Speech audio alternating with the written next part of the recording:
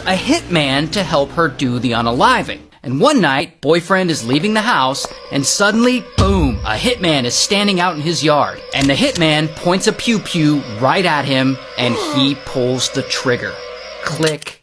Lucky for boyfriend, it jams. And then the hitman runs away. So boyfriend is safe. But then, one day, he's asleep in his bed, taking a nap. And suddenly, pow, his house catches on fire. And he wakes up in a panic, and he runs outside. And so, he makes it out alive. But later, when they investigate, they find that someone, likely Rosemary, put 4 bottles filled with fuel underneath his bed, hoping he would burn up with the house. Now, after all this chaos, this is just way too much for boyfriend to handle. Like 2 close calls with death? And so, he breaks up with Rosemary and he moves out. He's like, f*** all this. But, unfortunately, a few weeks later, he's out somewhere, I'm not sure where, and someone confronts him, and they have a knife, and pow, they stab him again and again until he's unalived.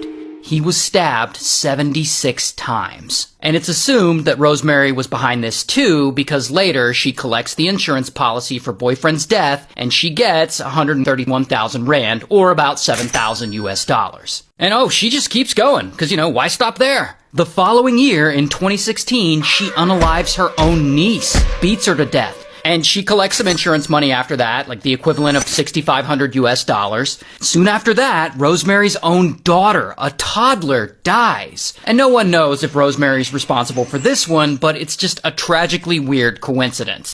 After that, she unalives her own nephew. Apparently he was beaten to death as well.